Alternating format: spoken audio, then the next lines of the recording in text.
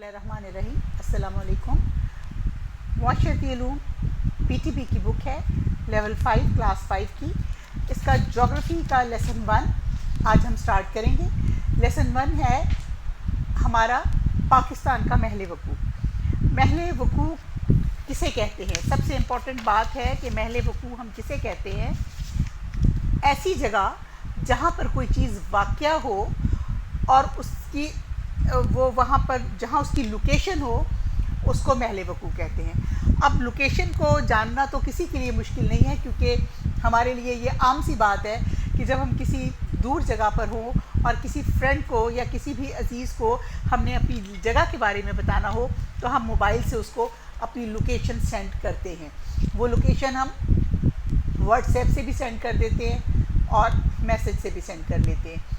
तो आप यही लोकेशन है कि पाकिस्तान इस दुनिया में किस जगह पर मौजूद है।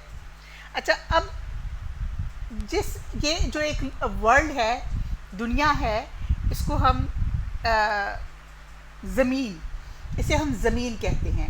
हमारे ज़मीन में सबसे पहला जो ये एक हमारा सिस्टम है जिसमें हम सूरज के गिर्द रिवॉल्व कर रहे हैं। 9 प्लैनेट्स हैं, 9 सियारे हैं जो सूरज के गिर्द चक्कर लगा रहे हैं, और इस चक्कर लगाने के दौरान गर्मी सर्दी मौसम के तग़य्युर व तबद्दुल, दिन और रात, तमाम चीज़ें इसी रेवोल्यूशन से बनती हैं, इसी चक्कर से बनती हैं। इसमें डिपेंड ये कर रहा होता है कि आप ज़मीन के किस हिस्से पे मौजूद हैं, वो सूरज के सामने कब आता है और किस टाइम पे ये सब कुछ होता है। इन सब चीज़ों के लिए, इन सब चीज़ों को पढ़ने के लिए हमें ये जानना ज़रूरी होता है कि हमारे पाकिस्तान का महल वकूफ़ या जगह कौन सी है। दुनिया पे तो बहुत सारे ममालिक हैं, बहुत सारी कंट्रीज़ हैं, नॉर्थ से लेके साउथ तक, ईस्ट से लेके वेस्ट तक। तो इसी तरह पाकिस्तान भी उसी का एक हिस्सा है। अच्छा, इसमें ज्योग्राफ़ी में जब हम पढ़ते हैं तो हम एक तो पढ़ते हैं कि महल वकूफ़ यानी हम किस जगह पे वाक़या हैं। दूसरा, जब हम महल वकूफ़ को पढ़ते हैं, लोकेशन को जान लेते हैं, तो हमें ये पता चलता है कि जो लोकेशन है हमारी, उसका असर होता है हमारी ज़िंदगियों पर। कि अगर हम बहुत गर्म इलाके में हैं तो हमारी ज़िंदगियों पे और तरह का असर होगा, अगर हम बहुत सर्द इलाके में हैं तो हमारी ज़िंदगियों पर और तरह का असर होगा। इससे क्या तब्दील होगा? हमारा लिबास तब्दील हो जाएगा, हमारी खुराक तब्दील हो जाएगी, हमारे घरों का स्टाइल तब्दील हो जाएगा। ठंडे इलाके के लोगों की ये सब चीज़ें मुख्तलिफ होंगी, गर्म इलाके के लोगों की ये सब चीज़ें उनके मौसम के मुताबिक होंगी। पाकिस्तान का महल वकूफ़, जैसा कि हमें ये पता है, हम सब बचपन से पढ़ते आ रहे हैं कि इस दुनिया को हमने 7 ज़मीन के खुशक टुकड़ों में तकसीम कर लिया है। अच्छा, होता क्या है? पानी है इस कुर्राए अर्ज़ पर, ज़मीन पर, अर्थ पर पानी है काफ़ी ज़्यादा। 80% इसका पानी है और बाकी जो है लैंड है। उस लैंड के वो तमाम हिस्से जो एक एक पीस में टुकड़ों की शक्ल में पूरे अर्थ पे फैले हुए हैं, उसको 7 हिस्सों में तकसीम किया गया है। उनको हम कहते हैं बर्रे आज़म या कॉन्टिनेंट्स। यानी बर्रे आज़म, मेजर एरिया ऑफ लैंड, बर्रे आज़म। इनके नाम क्या हैं? एशिया, जिसमें हमारा पाकिस्तान मौजूद है, यूरोप, शुमाली अमेरिका, जनूबी अमेरिका, अफ्रीका, ऑस्ट्रेलिया और अंटार्कटिका। अच्छा, इसमें अब हमने यहाँ पर 7 पढ़े, देखें, एशिया 1 2 3 4 5 6 7, जिसमें एशिया और यूरोप के बारे में बर्रे आज़म को कैसे डिवाइड किया गया, पहले तो ये बहस है। जब किसी ज़मीन के किसी टुकड़े का दूसरे ज़मीन के टुकड़े से कोई ताल्लुक़ नहीं होता तो वो एक बर्रे आज़म बन जाता है। ठीक, पानी के ऊपर, दुनिया के अंदर जो पानी है उसके ऊपर जहाँ जहाँ खुश्क टुकड़े हैं ज़मीन के, वहाँ वहाँ जहाँ एक एशिया है, एशिया के साथ यूरोप है। अब एक बहस ये है कि यूरोप और एशिया के बारे में ये कहा जाता है कि ये दोनों भी पानी के टुकड़ों के दरमियान एक बारीक ज़मीनी लकीर से आपस में खुश्की से जुड़े हुए हैं। इसलिए आपकी बुक में तो आपने इसको 7 ही पढ़ना है, 7 पार्ट्स ही पढ़ना है, लेकिन मैं आपकी इन्फॉर्मेशन के लिए सिर्फ बता रही हूँ कि इसको भी आजकल बहस है कि ये एक ही हिस्सा है। दूसरे शुमाली अमेरिका और जनूबी अमेरिका, ये भी, इसके बारे में भी ये कहा जाता है कि ये भी एक बारीक पतली लकीर से लैंड आपस में जुड़ी हुई है, इसलिए ये भी दो बर्रे आज़म नहीं है, ये भी एक है। यूँ एक बहस ये है कि अर्थ पे 7 बर्रे आज़म नहीं बल्कि 5 बर्रे आज़म हैं। इसको हम कहते हैं यूरेशिया, और ये अमेरिका हो गया, फिर अफ्रीका, ऑस्ट्रेलिया और एंटार्क्टिका, यूँ 5। लेकिन हमारी जो किताबी तकसीम है, जो हमारी एक नॉलेज के लिए तकसीम किया गया है, वो हमारा 7 हिस्सों में तकसीम किया गया है, जिनके नाम आपकी बुक में दिए हुए हैं। एशिया, यूरोप, शुमाली अमेरिका, जनूबी अमेरिका, अफ्रीका, ऑस्ट्रेलिया और एंटार्क्टिका, ये 7 मेजर लैंड एरियाज़ हैं, यानी खुश्की के 7 बड़े हिस्से हैं जिन पर लोग आबाद हैं। ठीक है। पाकिस्तान दुनिया के सबसे बड़े आज़म, और इन बर्रे आज़मों में क्योंकि अमेरिका को 2 हिस्सों में तकसीम कर दिया गया, शुमाली और जनूबी, यूँ सबसे बड़ा बन गया एशिया, और पाकिस्तान एशिया में मौजूद है। सबसे बड़े बड़े आज़म में पाकिस्तान मौजूद है। पाकिस्तान दुनिया के सबसे बड़े बड़े आज़म यानी मेजर लैंड एरिया में मौजूद है। हमारा मुल्क जनूबी एशिया के, जनूबी एशिया, जनूब आपको मालूम है सिमत है, जनूबी एशिया के शुमाल मगरिब और मगरिब में वाक़या है। नॉर्थ वेस्ट और वेस्ट में वाक़या है। पाकिस्तान की शुमाल में क्या है? चीन है ऊपर वाली साइड पर। मशरिक़ में जिधर से सूरज निकलता है, मशरिक़ वाली साइड, उधर भारत है। मगरिब में जिस तरफ सूरज गुरूब होता है, अफ़गानिस्तान और ईरान है। जनूब में बहरा अरब है। बहरा अरब पानी का बहुत बड़ा ज़ख़ीरा है, बहीरा है, और ये आपने इसको लाजमी याद करना है कि पाकिस्तान के शुमाल में क्या है, जनूब में क्या है, मगरिब में क्या है और मशरिक़ में क्या है। मशरिक़ में इंडिया है, जिधर से सूरज निकलता है उस साइड पे हमारे इंडिया है। अच्छा, अब आप देखिए कि पाकिस्तान का कुल रकबा कितना है।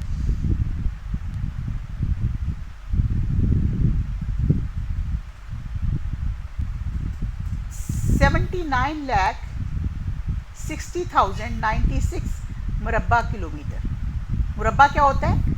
स्क्वायर किलोमीटर, यानी अगर पाकिस्तान की कुल ज़मीन को मिलाएं तो ये स्क्वायर में इतने किलोमीटर बनती है। ठीक है। हालिया इकोनॉमिक सर्वे ऑफ पाकिस्तान, हालिया इकोनॉमिक सर्वे कौन सा है? 2018-19 में किया गया, ये उसके मुताबिक रिपोर्ट है। सॉरी, के मुताबिक पाकिस्तान की आबादी, जिसको हम सेंसस कहते हैं, जिसको हम मर्दमशुमारी कहते हैं, 18-19 में 21 करोड़ 20 लाख से ज़्यादा आबादी है पाकिस्तान। पाकिस्तान का महल वकूअ आपको बताया गया कि इसके इर्दा गिर्द ये है, लेकिन महल वकूअ आपको शुरू में लॉन्गिट्यूड और लैटीट्यूड यानी उसके अर्ज़बल्द और तूलबल्द, लॉन्गिट्यूड और लैटीट्यूड पर इसलिए नहीं बताया गया कि अभी हमने आपको ये बताना है कि लॉन्गिट्यूड और लैटीट्यूड्स क्या होते हैं, फिर हम आपको बताएंगे कि इस पर दुनिया में पाकिस्तान कहाँ मौजूद है।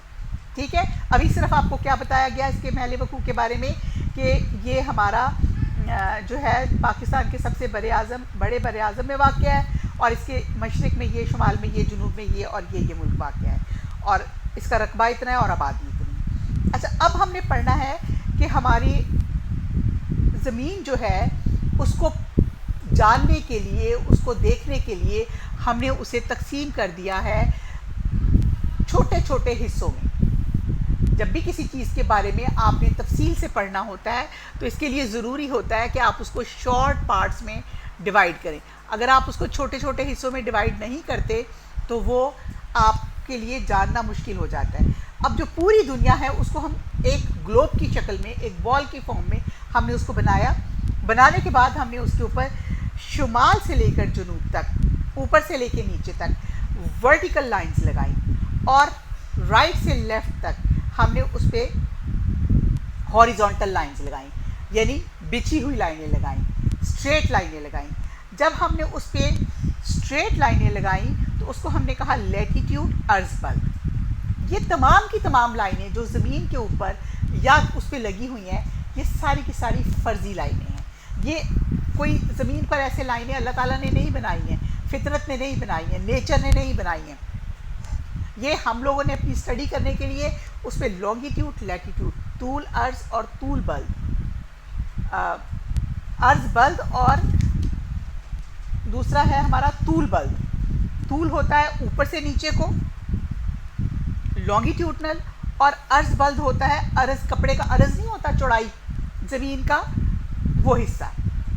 अच्छा, अब जब हमने इसको अर्ज़ बल्द में तब्दील किया तो हमने बिल्कुल इसकी ज़मीन के सेंटर में एक मोटी सी लाइन आपको नज़र आ रही है लगा दी, क्योंकि हमने इसको हिस्सों में बांटना है और इस हिस्से को हमने कंसीडर कर लिया कि ये ज़मीन का कोई एंगल्ड हिस्सा नहीं है, बल्कि ये 0 डिग्री पे है। ये डिग्री टेम्परेचर का नहीं है, जो आपके एंगल उस पर बने होते हैं ना, ये उसका 0 डिग्री है। यानी एक लाइन हमने सेंटर में लगाई और इसको हमने कहा कि हमारा 0 डिग्री है, और इस 0 डिग्री को हमने इक्वेटर या ख़ते इस्तवा, उर्दू में ख़ते इस्तवा, इंग्लिश में इसको इक्वेटर कहते हैं, हमने इसको इक्वेटर का नाम दे दिया। इक्वेटर कहाँ पर है? 0 डिग्री पर है।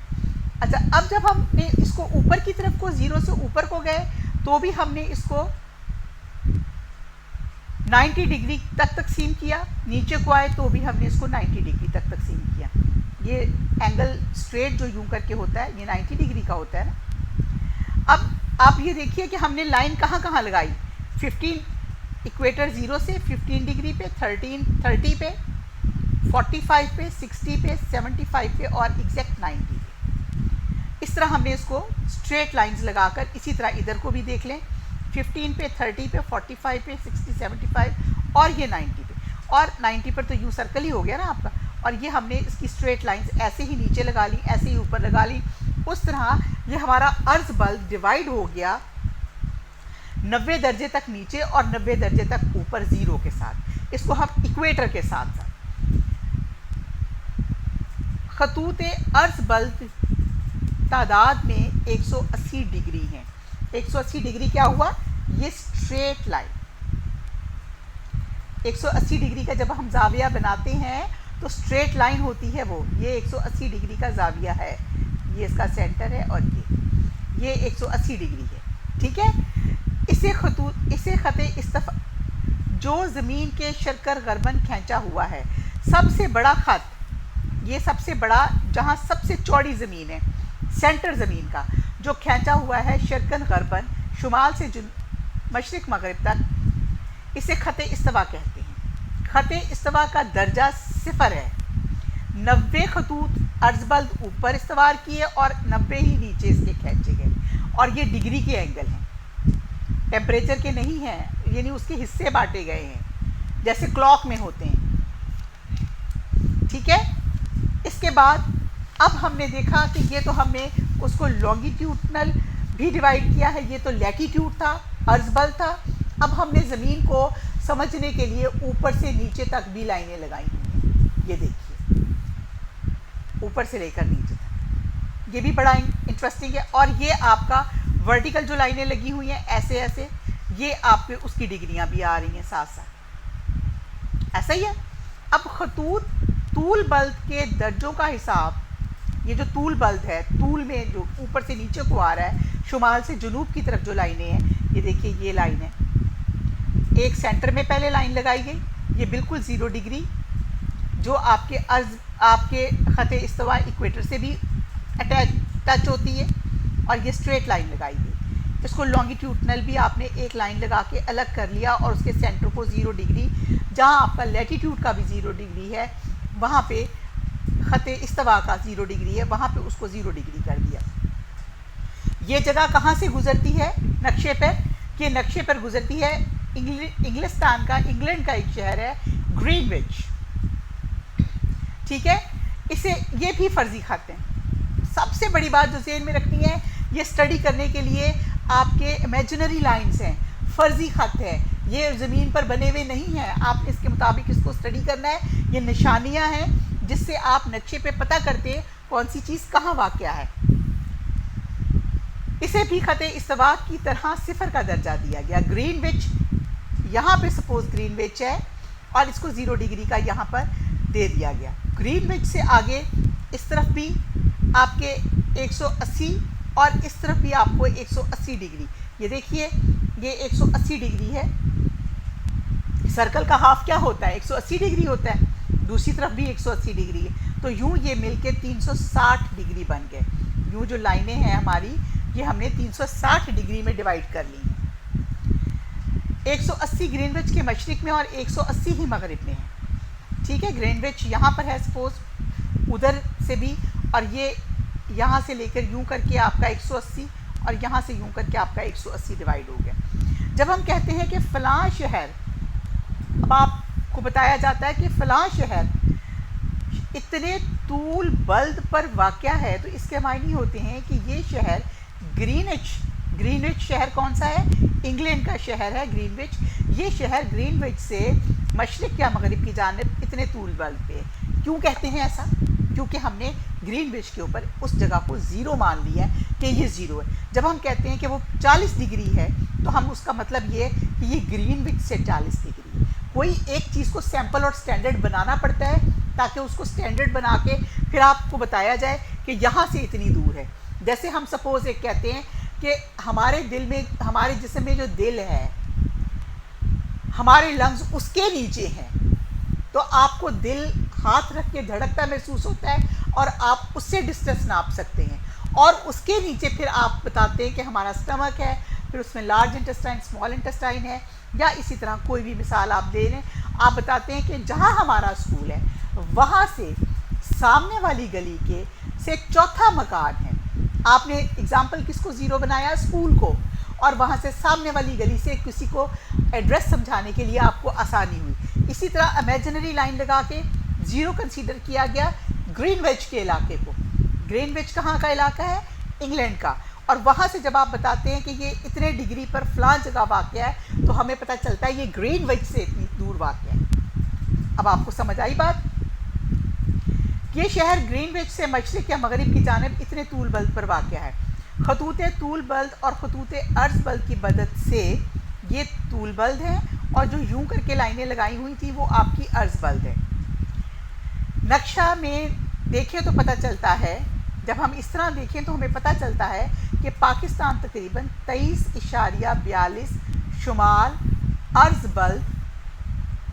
बल्द क्या है? जो ऐसे लाइनें से 36.55 शुमाल अर्ज़ बल्द, यानी पाकिस्तान नुक्ता तो नहीं है ना, कहाँ से कहाँ तक फैला हुआ है? 23.45 से 36.55 शुमाल अर्ज़ बल्द में। और हमेशा पहले जब भी किसी चीज़ की जगह लिखी जाती है तो हमेशा पहले अर्ज़ बल्द लैटीट्यूड को ज़ाहिर किया जाता है। ये आपका लैटीट्यूड है। लैटीट्यूड क्या होती है? वो लाइनें जो इस रुख, ये ख़त इस्तवा है, ये आपकी लैटीट्यूड लाइनें थी जो ऐसे लगाई। ठीक है, अब आपको बता रहे हैं, ये तो हमने बताया आपको लैटीट्यूड, अब हम बता रहे हैं अर्ज़ बल्द, यानी जो ये लाइनें हैं, ये वाली जो लाइनें, इसमें 60.45, अब 60 ये है आपका, 0.45 थोड़ा सा ऊपर कर लें, से लेके 75.26 यानी 60 यहाँ पर तकरीबन ना, यहाँ ऊपर आपको बताया गया 23.45 और इधर बताया गया 60, तो तकरीबन इस जगह पर पाकिस्तान, ये आपका इक्वेटर है। इक्वेटर से हम ऊपर हैं, इक्वेटर से जो ऊपर वाली लाइन होती है उसे हम कहते हैं ख़त सरतान। वो यहाँ यूँ बनी, मैं आगे दिखाती हूँ आपको, ये देखिए तकरीबन इस जगह पे पाकिस्तान 60 डिग्री, बिल्कुल सेंटर में नहीं है, बल्कि इससे भी थोड़ा सा यहाँ पर पाकिस्तान, यहाँ पाकिस्तान का। अर्ज़ बल्द और तूल बल्द के अहम खतूत। अब इसके अहम खतूत कौन कौन से? ये आपकी बुक की हेडिंग है। सबसे पहले ख़त इस्तवा, यानी जिसको आप इक्वेटर कहते हैं, ख़त इस्तवा इक्वेटर। ये ख़त इस्तवा, अच्छा ये सिफर दर्जे का अर्ज़ बल्द है जो ज़मीन को दो बराबर हिस्सों में ऊपर और नीचे अलग अलग तकसीम कर रहा है। उसके बाद नीचे वाला हिस्सा अलग कर लिया हमने, ऊपर वाला हिस्सा अलग कर लिया। ऊपर वाली तरफ ख़त सरतान है, इसको कहते हैं ट्रॉपिक ऑफ कैंसर। ये ख़त इस्तवा से, ये ख़त इस्तवा है, लैटीट्यूड है, इससे इसका फासला कितना है 23.5 इसका फासला है। लेकिन पाकिस्तान कहाँ है 23.42, इससे ऊपर है, इससे ऊपर है, इस पे नहीं है, इसके ऊपर है, बल्कि इसको छोड़ के इस लाइन से ऊपर है पाकिस्तान। ठीक है, ये ख़त इस्तवा से 23.15 शुमाल में वाक़या है, शुमाल ऊपर की तरफ है, जुनूब नीचे की तरफ है। ख़त सरतान कहाँ वाक़या है 23.15 शुमाल की तरफ वाक़या है। और निचला हिस्से में हमने दिया ख़त जद्दी। ख़त जद्दी कहाँ है, ये ख़त 23.12.5 1/2 है ना, जुनूब में वाक़या, यानी बराबर डिवाइड कर दिया। ये ख़त इस्तवा इक्वेटर जिसको आपने ज़ीरो मान लिया और उससे बराबर 23.5 एक लाइन ऊपर लगा ली और एक लाइन नीचे लगा ली। ऊपर वाली लाइन का नाम आपने ख़त सरतान रख दिया, नीचे वाली लाइन का नाम आपने ख़त जद्दी रख दिया। इनके दरमियान क्या आया, मंतका मोतदला जनूबी, दायरा कुतब जनूबी और एंड पे मुंतकला हारा जनूबी। ऊपर क्या आया, मुंतकला मोतदला शुमाली, ये इलाकों के नाम उन्होंने लाइनों के नाम रख दिए, दायरा कुतब शुमाली और मुंतका हारा शुमाली। ठीक है, ये नाम है, ये आप लर्न करेंगे तो आपको खुद ही आते जाएंगे। अब दायरा कुतब शुमाली, दायरा कुतब शुमाली ये जगह है। ये ख़त इस्तवा से, सॉरी, दायरा कुतब शुमाली, ये ख़त शुमाल, ये कुतब शुमाली ख़त इस्तवा से 66.5 शुमाल में वाक़या है। 66.5 यहाँ से इधर को और यहाँ से इधर को 66 और यूँ करके आपने सर्कल लगा दिया। दायरा कुतब जुनूबी भी इतना ही 66.5, ये देखें दायरा कुतब जुनूबी यहाँ तक है 66.5। इधर लाइन लगाई, यहाँ ज़ीरो कंसीडर करके इधर लगाई और इसको आपने ये कुतब इसका ये डिवाइड किया तो ये दरमियान का ये हिस्सा बन गया। ये कोई बहुत मुश्किल नहीं है, इसको आराम से समझिए, आराम से देखिए और इसको लर्न कीजिए। ये डिग्रीज़ हैं जिससे आपकी ज़मीन को डिवाइड किया गया है, इसमें कोई ऐसी बात नहीं है, कोई ऐसा मुश्किल काम नहीं है। अच्छा, अब आगे हम, ये तो हमने ज़मीन डिवाइड कर ली और इसमें हमने क्या देखा कि कौन सी इलाका कहाँ वाक़या है। अब इसी को जब हमने डिवाइड किया तो इसमें आपको पाकिस्तान की लोकेशन, जो पहला आपका क्वेश्चन भी आएगा कि पाकिस्तान कहाँ वाक़या है, ये पाकिस्तान की लोकेशन है। नक्शे में देखें तो पता चलता है कि पाकिस्तान, ये आपके सवाल के जवाब का हिस्सा भी होगा। क्वेश्चन नंबर 2 का जवाब है ये आपके। ठीक है, पाकिस्तान कहाँ वाक़या है और यह आपको ज़ुबानी आना चाहिए। 35-36 डिग्री उधर को और 23 डिग्री ये अर्ज़ बल्द है और तूल बल्द पे जो डिग्रियाँ जाती हैं उसमें 60 से 60.45 और 75.26। ये आपने जहन में रखना है कि पाकिस्तान शुमाल की तरफ को इस तरह वाक़या है। अब हमने देखना है टाइम, क्योंकि इसी चीज़ की तकसीम से हमने, ग्रीनविच की तकसीम से ही हमने अपना टाइम का ग्राफ भी सेट किया है। दुनिया में हम कहते हैं ना कि फ़लाँ मुल्क हमसे 3 घंटे आगे है, फ़लाँ मुल्क हमसे 3 घंटे पीछे, फ़लाँ मुल्क से हमारा 9 घंटे का वक्फ़ा है, फ़लाँ मुल्क से इस तरह बाद फासला है। इसी तरह सूरज के चढ़ने और उतरने की तकसीम के साथ हमने अपने टाइम की भी तकसीम ऐसे ही की, जिसको आप AM और PM कहते हैं, प्राइम मेडिटेरियन और PM, और इसको देखिएगा आप क्या है। सुबह का टाइम होता है पास्ट मेडिटेरियन। आप इसको देखें, ये आपका PM जो है ये शाम का टाइम है, प्राइम मेडिटेरियन, और AM जो है वो आपका सुबह का टाइम है। अब हमने देखना ये कि ये हमारा ग्लोब है, इसके ऊपर जो हमने ये पास्ट मेडिटेरियन,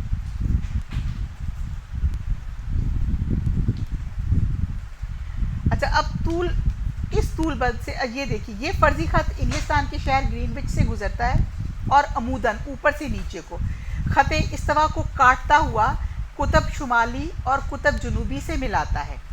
ठीक है ना, आपका जो ये ख़त है, ये इसके लिए तो ब्लैक बोर्ड की ज़रूरत है, ये ऊपर से नीचे को गुज़रता है और ये दरमियान में जो ख़त इस्तवा है उसको काटता हुआ ऊपर से नीचे को हमने ज़मीन से खुद ही मिला दिया। अब हमने ये देखना है कि टाइम हमने इसी बुनियाद पर तकसीम किया है। कुतुब शुमाली को कुतुब जुनूबी से मिलाता है और इसका दर्जा सिफर माना जाता है जहाँ ये सेंटर में आता है। वो कौन सी जगह है आपकी? ख़त इस्तवा का सेंटर, तूल बल्द और वक्त। अब आपके लॉन्गिट्यूड और टाइम, तूल बल्द के लिहाज से दुनिया का वक्त ऊपर से नीचे को जो लाइन आ रही है 24 टाइम जोन में तकसीम किया गया है, यानी पूरे दिन को 24 घंटे का दिन बना दिया गया है।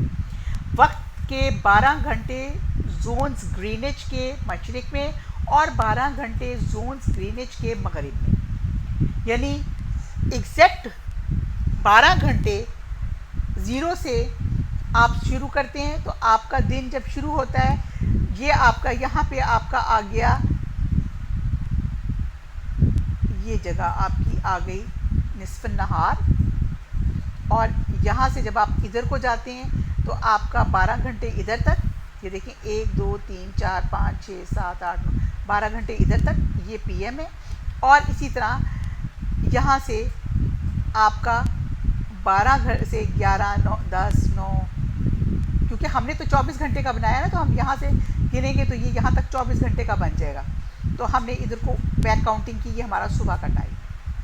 24 आवर्स में जब आपका सुबह का टाइम होता है तो उस वक्त आपका रात के टाइम को 12 बजे AM हो जाता है। 12 बजे के बाद AM शुरू हुआ और आप फिर 1 o'clock पे आए, वो 24 o'clock का टाइम होता है। लेकिन जब वहाँ रात को 12 बजते हैं तो आपका वो AM शुरू हो जाता है, सुबह का टाइम। ठीक है, तो ये 12 बजे आपका AM शुरू हुआ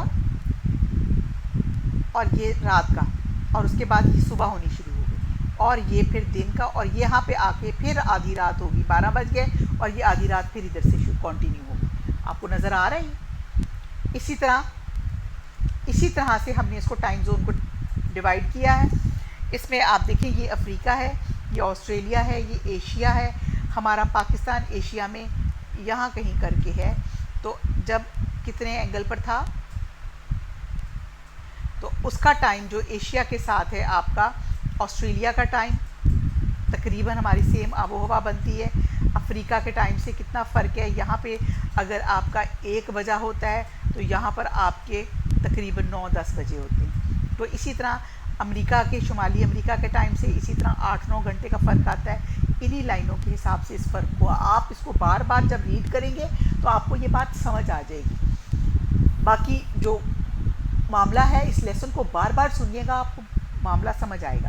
अब हम बताते हैं कि पाकिस्तान में जो हम अगला हिस्सा है, ये देखिए ना, यहाँ पे हमने ग्रीनिच को सेंटर कर लिया, ये हम आगे को जा रहे हैं, ये हम पीछे को जा रहे हैं। जैसे हम ये सुबह के टाइम की तरफ को जा रहे हैं और ये हम रात के टाइम की तरफ को जा रहे हैं। ठीक है, अब पाकिस्तान के महल वकूफ़ की अहमियत क्या है? लकीली हमारा मुल्क बहुत अच्छी जगह है। हमें 4 सीज़न मिले, गर्मियाँ, सर्दियाँ, ख़ज़ां, बहार, हमें 4 मौसम आए। 4 मौसम का जो मुल्क है वो बहुत अच्छा मुल्क होता है, और हमारे टेम्परेचर में वेरिएशन के हिसाब से बहुत इंतहा और बहुत गर्मी और सर्दी की इंतहा नहीं आती। इस्लामी जमहूरिया पाकिस्तान महल वकूफ़ के एतबार से दुनिया का एक अहम मुल्क है। जुग्राफियाई लिहाज से पाकिस्तान के मशरिक़ में भारत, शुमाल में चीन, मगरिब में अफ़गानिस्तान और ईरान, और जनूब में बहरा अरब है। पाकिस्तान और उसके हमसाया ममालिक को इस खित्ते में एक अहम मुकाम हासिल है। पाकिस्तान को अपने महल वकूफ़ के लिहाज से ना सिर्फ जनूबी एशिया बल्कि पूरी दुनिया में एक अहम मुकाम हासिल है। जनूबी एशिया में ही नहीं, एशिया के हिस्से में ही नहीं, बल्कि ये देखिए पाकिस्तान का नक्शा, इस नक्शे में आपको मशरिक़ में भारत, अफ़गानिस्तान, चीन, ईरान, और ईरान के इस तरफ ये बहरा अरब। ठीक है,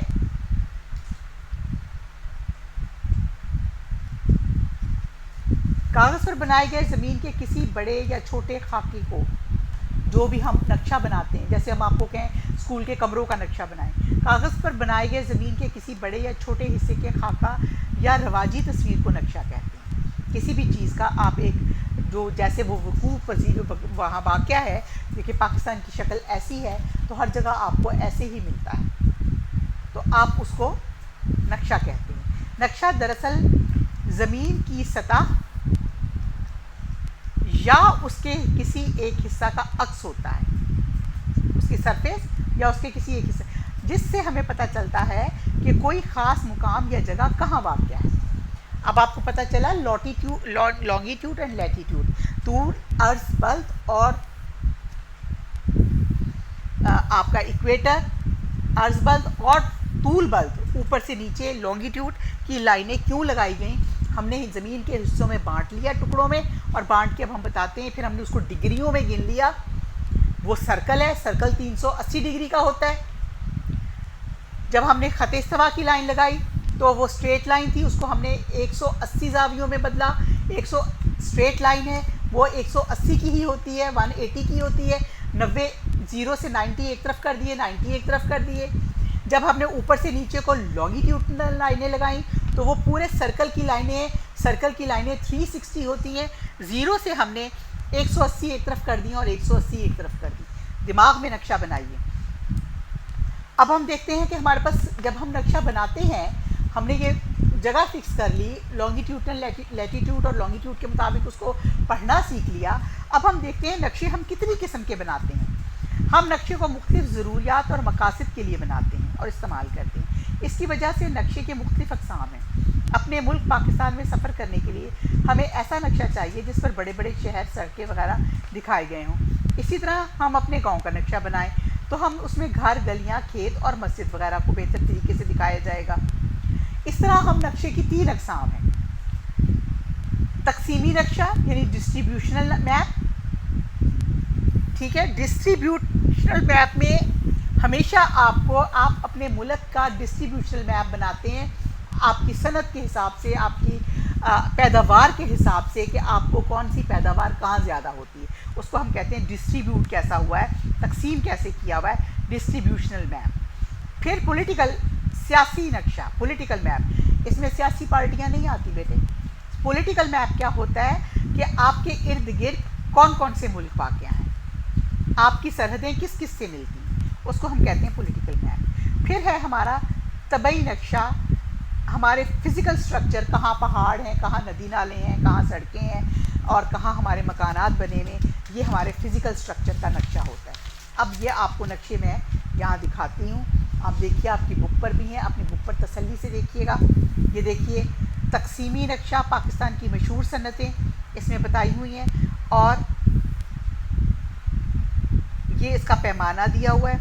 0 से लेकर 400 किलोमीटर तक ये एक लाइन इतनी सी शो करती है। इसका वैसे स्पेशल ग्राफ होता है कि 1 सेंटीमीटर की लाइन हो तो उसका मतलब है ये 400 किलोमीटर है। ये आगे जाके हम पढ़ेंगे। अब ये देखिए इसमें क्या क्या चीज़ें दिखाई गई हैं, डॉट्स यहाँ पे, क्योंकि मेरे पास ब्लैक एंड वाइट बुक है, ये कलर अलग अलग होते हैं। जैसे घरेलू सनत का ग्रीन कलर हो, ऑटोमोबाइल का येलो कलर हो, सीमेंट फैक्ट्रियों और सनत, दूसरी सनत का रेड कलर हो, चीनी की सनत का आप ऑरेंज कलर कर लें, कपड़े की सनत को आप ब्लू कलर दे दें। इस तरह जहाँ जहाँ जो जो डॉट जिस कलर का होगा आपको देखते ही पता चल जाएगा, यहाँ घरेलू सनत है, यहाँ ऑटोमोबाइल है, यहाँ सीमेंट की सनत है। ये कलरफुल होता है, ये आपकी बुक में कलरफुल बना हुआ होगा। मैंने क्योंकि ये नेट से प्रिंट आउट लिया है, क्योंकि मेरे पास बुक नहीं थी तो इसलिए मेरे पास ये ब्लैक एंड वाइट चीज़ें। अब ये है सियासी नक्शा। सियासी नक्शे में क्या दिखाया है, बैनुल अक़वामी सरहदें, सूबाई हदूद, दारुल हुकूमत कहाँ है, सूबाई दारुल हुकूमत कौन से हैं और शहर कहाँ का है। ये देखिए, ये आपका सियासी नक्शे में भारत, चीन, अफ़गानिस्तान कहाँ कहाँ सरहद लगती है और आपके सूबाई सरहदें कहाँ से तकसीम होती हैं। ये आपका सिंध है, ये आपका बलूचिस्तान का नक्शा है और ये आपका पेशावर और ये पंजाब, ये जम्मू कश्मीर और इस तरफ आपके चीन लगता है। ये आपका हो गया सियासी नक्शा, ठीक है। याद रखिएगा, सियासी नक्शा हमेशा आपकी लाइनों को शो करता है, तकसीम को। अब आपका सबसे अहम आ गया तबई नक्शा। तिब्बी नक्शे में जो आपकी तिब है, आप ज़मीन में देख रहे हैं, पाकिस्तान की ये शक्ल है, तो इसमें पहाड़ कहाँ है, सतह मुर्तफ़ा कहाँ है, ज़मीन कहाँ है और रेगिस्तान कहाँ है। इसके भी डिफरेंट कलर्स हैं। ये कलर्स ब्लैक एंड वाइट आ गए हैं और ये कलर्स इसमें डिफरेंट जगह पर जहाँ जहाँ होंगे, आप पहाड़ पढ़ेंगे, पहाड़ अगर ये ग्रीन कलर है तो नक्शे में जहाँ जहाँ ग्रीन कलर है आपको फ़ौरन पता चल जाएगा यहाँ पहाड़ है। फिर सतह मुर्तफ़ा प्लेन इलाका, ये कहाँ है? मैदान, ये बिल्कुल प्लेन इलाका सतह मुर्तफ़ा। रेगिस्तान डेजर्टी इलाका, ये कहाँ कहाँ है? ये कलर्स से पता चलता है। इसी तरह इसको दिया होता है, इसका भी एक स्केल होता है जिससे ये पता चल जाता है कि ये ज़मीन कितने किलोमीटर पर तक फैली हुई है। अब नक्शा के, ये तो हमने नक्शों के नाम पढ़े, अब हमने देखना है कि नक्शों के हमें बेसिक अज्जा कौन कौन से होते हैं जिसकी बुनियाद बनाकर हम इस नक्शे को डिज़ाइन करते हैं। सबसे पहले सिमत होती है, शुमाल जनूब मशरिक़ मग़रिब। सिमतें, उन्वान क्या है जो हमने पढ़ा? तबई नक्शा, पॉलिटिकल नक्शा, ये इसके उन्वान है। उसके बाद स्केल, पैमाना, जब मैं बता रही थी आपको कि इतने से अगर ये 5 सेंटीमीटर की लाइन है तो वो 300 किलोमीटर को शो करेगी। तो वो आप उस पे नक्शे पे, जो बड़े नक्शे हैं उसको चेक करके ही आप चेक कर लेते हैं। फिर तूल बल्द की अलामात, अर्ज़ बल्द की अलामात और दीगर अलामात जो हमने कलर से ज़ाहिर करते हैं, और अलामती फ़हरिस्त जो साइड पर दी होती है हर नक्शे के अंदर कि इस चीज़ को पढ़ना है तो ये अलामत होगी, ये पढ़ना है तो ये अलामत होगी। नंबर 1 पे हम सिमतें क्या होती हैं नक्शे के अंदर ये देखेंगे। सिमतें नक्शे की बुनियाद हैं। मशरिक़, मग़रिब, शुमाल और जनूब बुनियादी सिमतें हैं। फिर हम कहते हैं ये शुमाल मशरिक़ में 30 डिग्री पर है, जनूब मशरिक़ में 40 डिग्री पर है, जनूब मग़रिब में इतने दर्जे पर है। ये इस तरह भी हम इसको शो करते हैं। सिमतें हमें ये मालूम करने में मदद देती हैं कि नक्शे पर एक मुकाम से दूसरे मुकाम से किस जानिब वाक़या है। ठीक है, ये आपको नक्शा बताता है। अब फिर उन्वान आ गया। हर नक्शे का एक उन्वान होता है जिससे हमें पता चलता है, नक्शे के उन्वान से पता चलता है ये किस इलाके, शहर या सूबे का नक्शा है। उसके ऊपर लिखा होता है ना, पाकिस्तान का नक्शा, पंजाब का नक्शा। फिर पैमाना, ज़मीन के फासलों को नक्शा पर छोटे फासलों से निस्बत दी जाती है, यानी 1 centimetre is equal to 1 kilometre. Suppose ये मैं मिसाल दे के बता रही हूँ, इसको हम स्केल कहते हैं। ज़मीन में फ़ासलों को नक्शे पर छोटे फ़ासलों से निस्बत दी जाती है और इसे पैमाना कहते हैं। हम कह रहे हैं कि 1 सेंटीमीटर जो है वो इज़ इक्वल टू 1 किलोमीटर है। यहाँ पर जहाँ पर नक्शे में 1 सेंटीमीटर की जो भी लाइन होगी उसको हम तसव्वुर करेंगे ये 1 किलोमीटर है। अगर ये 2 सेंटीमीटर की लाइन लगी हुई है तो हमें पता चल जाएगा इसकी सरहद कितने किलोमीटर में वाक़ है। अब आगे हमारे चौथा, इसका तूल बल्द और अर्ज़ बल्द। ज़मीन पर मौजूद मकामात के महल वक़ूअ को नक्शा पर लकीरों की मदद से बयान किया जाता है। इन लकीरों को हम तूल बल्द और अर्ज़ बल्द कहते हैं। ये मैंने आपको पहले सारा बताया। ये इमेजिनरी लाइन्स हैं, फ़र्ज़ी लाइन्स हैं। इक्वेटर की लाइन से ज़ीरो और ग्रीनविच ज़ीरो को कंसीडर करके हम हर चीज़ का अलग-अलग फ़ासला नाप सकते हैं या पता कर सकते हैं कि कोई भी चीज़ अगर यहाँ वाक़ है तो वो ग्रीनविच से कितने फासले पर वाक़ है। फिर इस पर अलामतें बनी होती हैं नक्शों पर। अगर रेलवे लाइन को शो किया तो ऐसी लाइन होगी, पक्की सड़क मुसलसल लाइन, कच्ची सड़क ये पुल इस तरह शो होता है, रेलवे का पुल लेकिन ये शक्ल होती है। दरख्त कहीं नक्शे पे शो हों तो इस तरह निशान होता है। उसके बाद कंटोर्स, ये निशानात हैं। दरिया का ये निशान है। ज़ेरे काश्त रकबा जहाँ आपने फसल काश्त की हुई है, और अगर किसी जगह इलाके में बस्तियाँ आबाद हैं, घर हैं, लोग रहते हैं तो वहाँ ये चीज़ें हैं। उसके बाद आ गई आपकी अलामती फ़हरिस्त। नक्शा पर इस्तेमाल की गई अलामात को एक फ़हरिस्त की सूरत में नक्शे पर दिखाया जाता है जिसे अलामती फ़हरिस्त कहा जाता है। इससे हम नक्शा आसानी से पढ़ लेते हैं। जो मैं आपको कलर्स बता रही थी पीछे के ये कोने में अलामतें ज़ाहिर की जाती हैं। बस इतना सा हमारा लेसन है। लेसन में अब हम जब मश्क करेंगे तो हमारी सारी रिवीजन हो जाएगी कि हमने इसमें क्या पढ़ा। सबसे पहले बताएं किसी मुल्क के महल वक़ूअ से क्या मुराद है। किसी भी मुल्क का महल वक़ूअ, किसी भी मुल्क का जुग्राफियाई वजूद उसका महल वक़ूअ कहलाता है। जुग्राफियाई यानी आपके तूल बल्द और अर्ज़ बल्द पर वो कहाँ वाक़या है उसको जुग्राफियाई वजूद कहते हैं। किसी भी मुल्क का महल वक़ूअ इसके तूल बल्द और उसकी अर्ज़ बल्द की मदद से बनाया जाता है।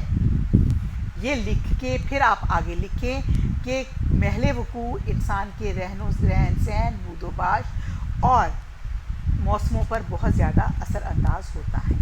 ठीक, अब पाकिस्तान का महल वकूअ मैंने आपको लेसन के अंदर नंबर 2 का आंसर निशान लगवाया था कि ये आपके क्वेश्चन नंबर 2 का आंसर है और बस इतना ही आंसर है।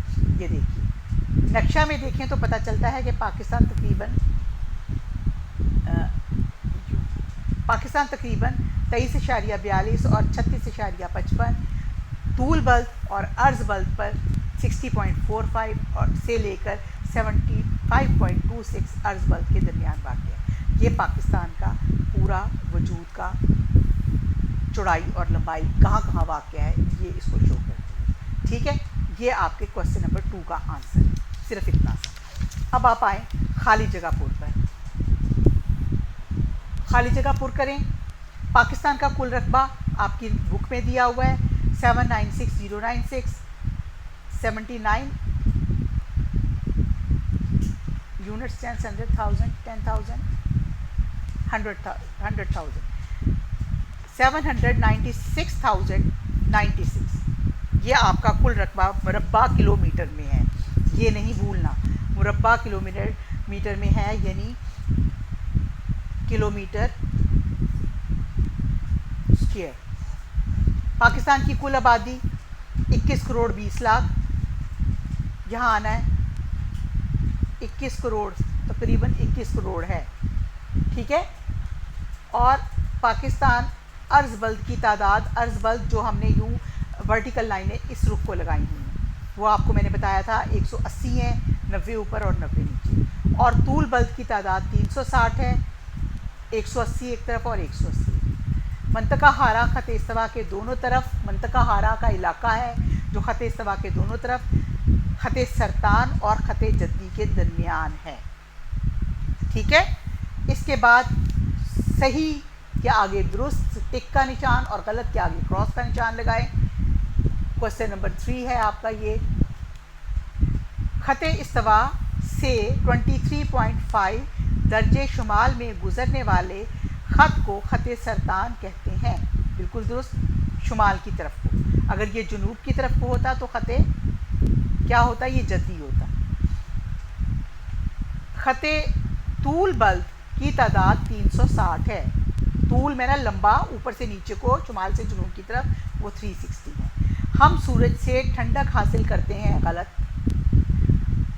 तूल अर्ज़ बल्द के दर्जों का हिसाब इंग्लिस्तान के शहर बर्मिंघम से लगाया गया है। नो, गलत, ग्रीनविच से लगाया गया है। ख़त इस्तवा का दर्जा हरारत डिग्रीज, उसको सिफर माना गया है। ख़त इस्तवा का दर्जा सिफर माना जाता है, यानी वहाँ हम 0 से शुरू होके 1 2 3 4 5 6 1 2 3 4 5 6 दोनों तरफ को चलते हैं। ठीक है, ये हमारा आज का लेसन था। ये मुश्किल लेसन नहीं है, इसको आराम से कीजिए, तसल्ली से पढ़िए। बहुत खूबसूरत लेसन है, आपकी बेस है। अल्लाह हाफिज़, थैंक यू वेरी मच।